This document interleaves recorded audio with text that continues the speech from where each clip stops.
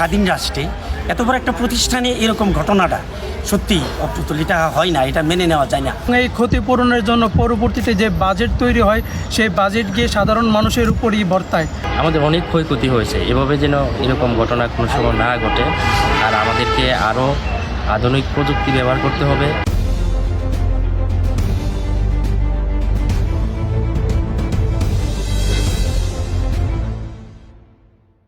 আন্তর্জাতিক বিমানবন্দরে যে ঘটনাটা ঘটেছে সত্যি আমাদের এই বাংলাদেশের জন্য একটা ন্যাক্কারজনক ঘটনা। একটা স্বাধীন রাষ্ট্রে এত বড় একটা প্রতিষ্ঠানে এরকম ঘটনাটা সত্যি অপ্রতুল, এটা হয় না, এটা মেনে নেওয়া যায় না।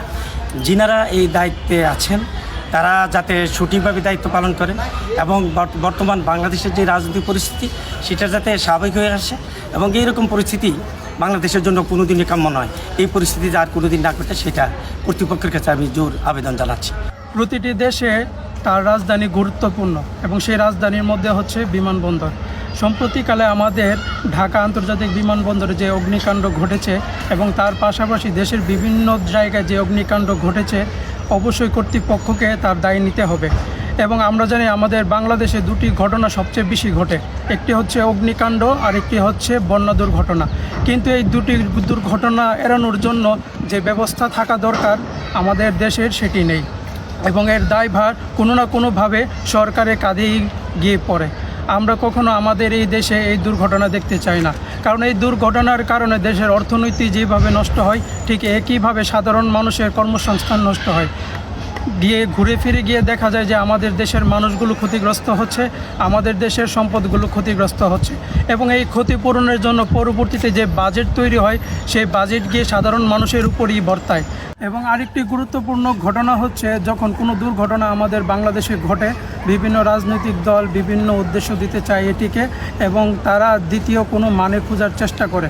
আমাদের আহ্বান থাকবে দ্বিতীয় কোনো মানে খোঁজার আগে যেটি মূল ঘটনা, কেন এই ঘটনাটা ঘটেছে এবং কেন বারবার এমন ঘটনা বাংলাদেশে ঘটে এবং সেই ঘটনাগুলো যেন না ঘটা হয় তার জন্য যারা দায়ী থাকে তাদেরকে বিচারের আওতায় আনতে হবে। এবং এই সমস্যাগুলো যদি ঘটেই থাকে কিভাবে আমরা দ্রুত এই সমস্যা থেকে মুক্তি পেতে পারি সেই সরঞ্জাম সেই ব্যবস্থা যেন আমাদের রাষ্ট্রপক্ষের থাকে। টানা তৃতীয়বার অর্জন করেছে দেশের সেরা সুপার ব্র্যান্ড স্বীকৃতি বসুন্ধরা টিস্যু। সাম্প্রতিক শাহজালাল আন্তর্জাতিক বিমানবন্দরে অগ্নিকাণ্ডের ঘটনায় খুবই দুঃখিত আমরা। এই যে এমন একটি ঘটনা ঘটছে এটা আসলে মেনে নেওয়া যায় না।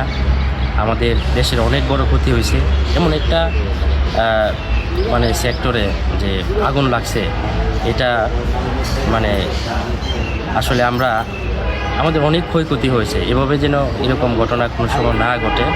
আর আমাদেরকে আরও আধুনিক প্রযুক্তি ব্যবহার করতে হবে এবং বিমানবন্দরে মানুষের এই হয়রানি এগুলা বন্ধ করতে হবে, দুর্নীতি, এবং আমাদেরকে উন্নত বিশ্বের সাথে তাল মিলিয়ে আমাদের আরও নিরাপত্তা এবং আধুনিক প্রযুক্তি ব্যবহার করতে হবে এবং এই সমস্ত ঘটনা থেকে আমাদেরকে শিক্ষা নিতে হবে ভবিষ্যতে যেন এই ধরনের আরও এরকম ঘটনা না ঘটে। বাংলাদেশের প্রচুর পরিমাণে সম্পদ নষ্ট হয়েছে।